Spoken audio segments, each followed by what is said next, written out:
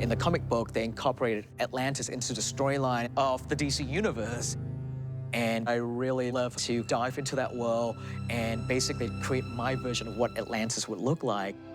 And so to do that, I have to go further back, give it backstory.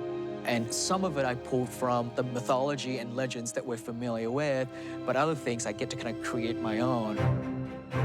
Our Atlantis is a civilization that has been around for a long time. They're way more advanced than everyone else was at that time, thousands of years ago. And so I went and talked with my production designer, Bill Bretsky, and just designed the world with him. Me and James, we wanted to make a neoclassic culture that was on the verge of like digital technology, because they weren't like a primitive culture that went underwater. They're already pretty advanced, but the thing they invented gave them power to live underwater. It was really exciting. The Royal Guards are only in the Royal Palace, right? Or anything related like the Colosseum, but we don't see them outside of that. We don't ever see them in battles or anywhere else. As a director, I try to put myself in the shoe of an Atlantean and go, what is a day in the life of an Atlantean look like? How do they eat? How do they sleep? How do they use the bathroom? And so you have to think about all that stuff, and all that stuff then affects, the world that you're trying to create. Here in the surface world, we built things out of materials such as brick, wood, metal. They don't necessarily have that down there. And so we're trying to pull a lot of influences from the ocean. The idea that maybe their buildings are very much like coral, that they're grown, perhaps, right? And how does that work? And is it a living thing that they live inside? Is the building just glowing with bioluminescent glow? They're so deep down that sunlight doesn't penetrate the ocean at that depth. So what provides the light source? That's the kind of stuff that we have to really dig deep into. The development on this movie was a huge effort. It was just amazing the amount of stuff that came out of James's mind. This part here, when it's like this, it blocks the point of impact.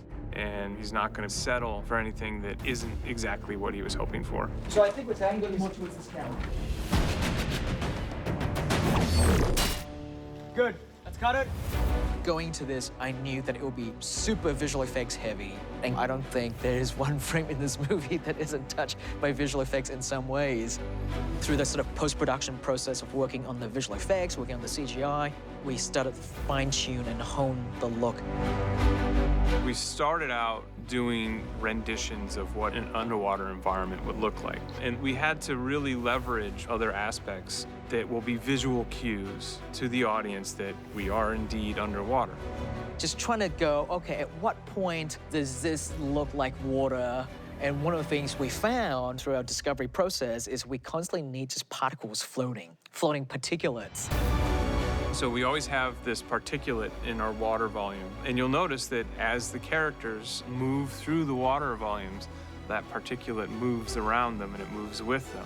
That really helped to remind the audience that they're underwater. And of course, the flowing hair really helps that.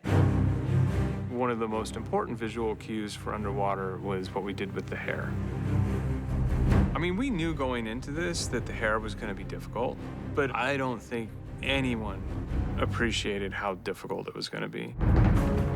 In an underwater environment, all the hair just sort of tends to do its own thing, and this created for incredible computational hurdles to overcome. ILM actually rewrote their software trying to design this. I mean, there's over 500 shots in the movie where we had to add hair to our characters. What's the plan again? Plan is to not get killed.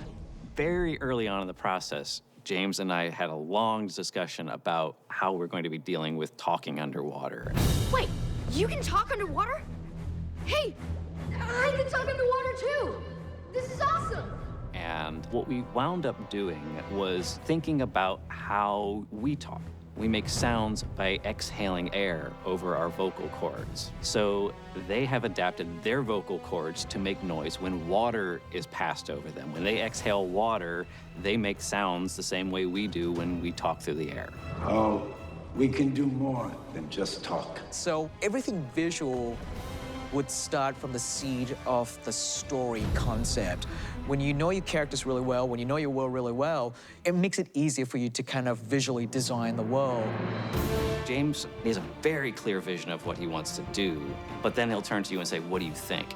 And then he listens, and he's very much a best idea wins kind of director, but definitely the captain of the ship at the same time. Very good. Let's cut. Let's roll right into another one. Filmmaking is such a difficult task, and it's great when we work together because we all want to make a great film. And action! I'm such a big fan of the superhero universe and science fiction movies and those big, giant Japanese kaiju films. And I felt that this movie really allows me to touch on all these different worlds that I love, that I'm such a fan of. And it was such an honor for me to get the opportunity to create this film.